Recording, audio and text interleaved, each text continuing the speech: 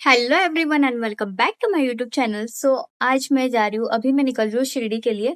और शिरडी के बाद मैं त्र्यंबकेश्वर भी जाने वाली हूँ।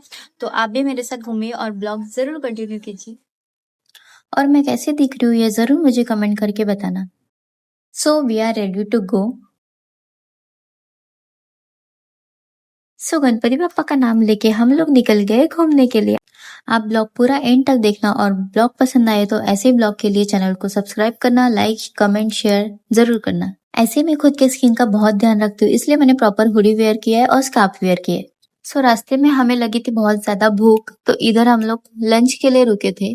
हम नाला सोपारा से 3:30 बजे निकले थे और आधे रास्ते पहुंचते पहुंचते हमें 4:30 से 5:30 हो गए थे, तो हमने नाश्ता कर लिया। तो यहाँ से हमें जाना था त्र्यंबकेश्वर, इसके बाद हमें जाना है शिरडी।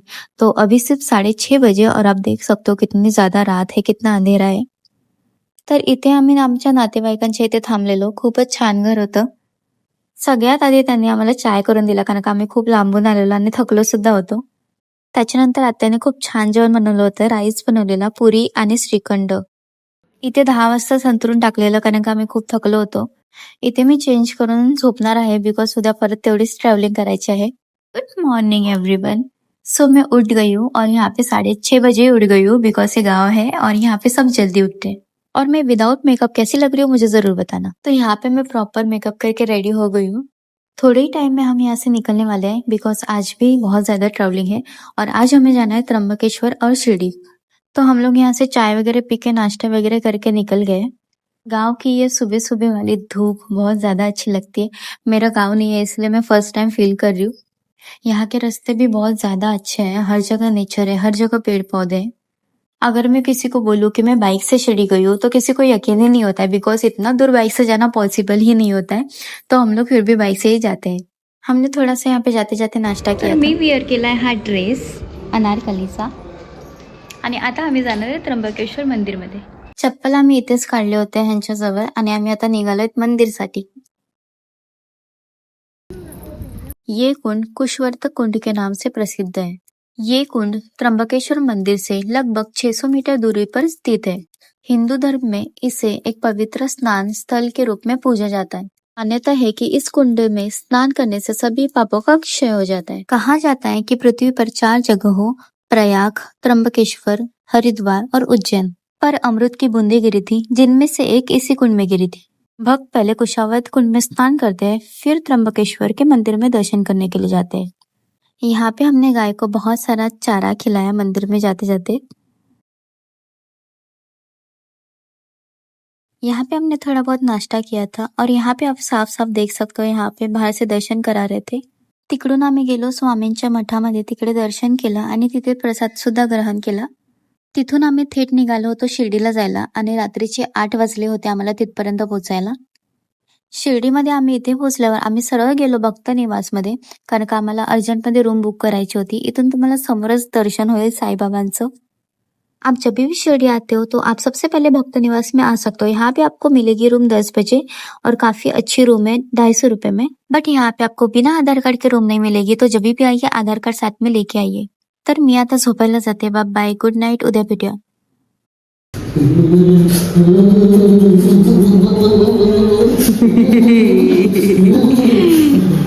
अभी ये ठंड से आ गया है नहा के ठंडी में, और ठंडे ठंडे पानी से नहाया। अब इसकी बारी, अब इसके चेहरे पे है डर का माहौल, खौफ है खौफ। ये जाने का नाम ही नहीं ले रही है, उठने का नाम नहीं ले रही है, और इसके बाद लास्ट में जाना है मुझे।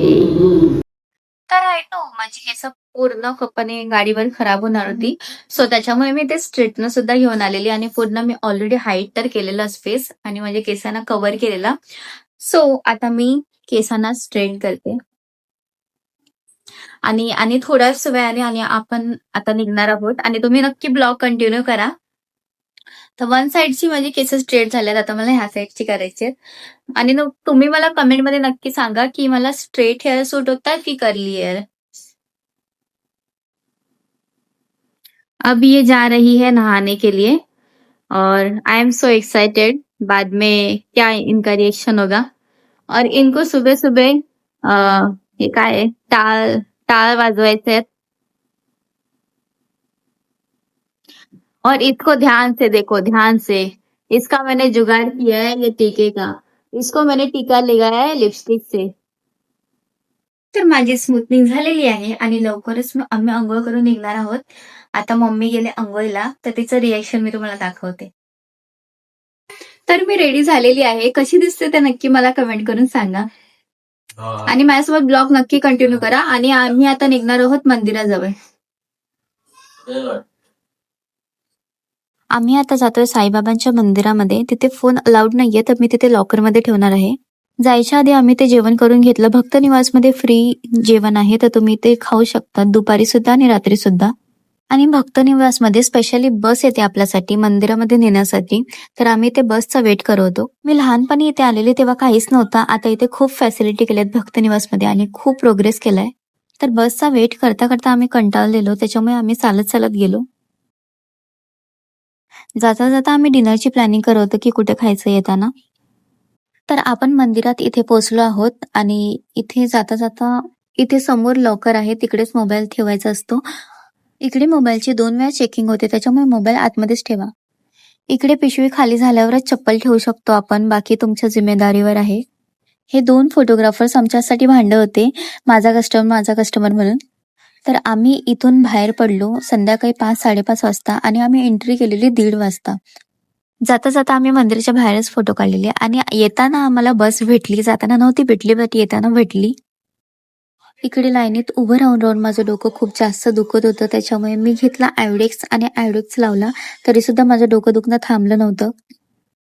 तर आता आम्ही थोडंसं फिरणार आहोत आणि जेवणार आहोत आणि खूप जास्त थंडी असू शकते, त्याच्यामुळे मी हुडी सुद्धा घेतले. खूप जास्त थंडी असू शकते नाही, खूप थंडी आहे. कि हम जा रहे घूमने. बहुत रात हो गई है. किती वाजले?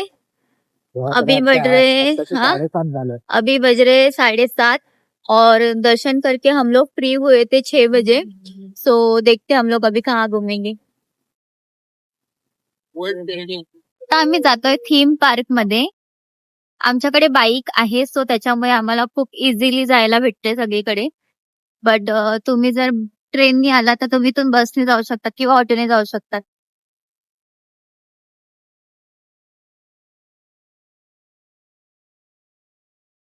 आम्ही जाणार होतो थीम पार्क मध्ये, बट तिकडे जाऊन मला माहित पडलं की थीम पार्क सकाळ सकाळ ओपन होतं आणि त्याचे तिकीट सुद्धा असतं, त्याच्यामुळे आमचं कॅन्सल झालं बिकॉज आम्हाला खूप रात्र झालेली. तर आम्ही गेलो इथे प्रसादालयमध्ये फिरायला. तिथे साईबाबांची खूप सुंदर अशी मूर्ती होती आणि इथे सगळ्यांसाठी प्रसाद भेटतो.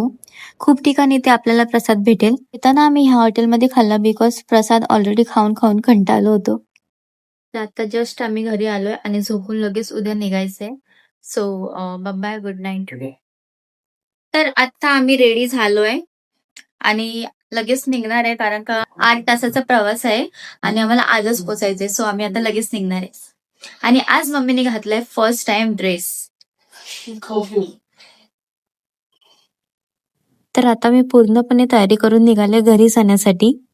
इकडे शिर्डीला एवढी जास्त थंडी आहे की 11 वाजलेत तरीही ऊन लागत नाहीये. एवढी थंडी वाजते इकडे, त्याच्यामुळे हातात मी ग्लोव्स घातलेत, कारण का हाताला थंडी नको लागायला. गावाकडचे रस्ते मला खूप आवडतात, मला गावच खूप जास्त आवडतं. एंड स्पेशल थैंक्स टू भाई और पापा, जिनके वजह से हम लोग इतना दूर आ पाए, बिकॉज कंटिन्यू लगातार बाइक चलाना नॉट पॉसिबल. सो इन दोनों ने चलाई है. Thank you so much for this trip. खूप खूप खूप छान वाटलं फिरून. तर आत्ता आम्ही आलो आहे रामकुंडमध्ये, जे आहे नाशिकमध्ये पंचवटी परिसरात. हे कुंड गोदावरी नदीच्या तीरावर असलेले एक अत्यंत पवित्र स्नानकुंड आहे.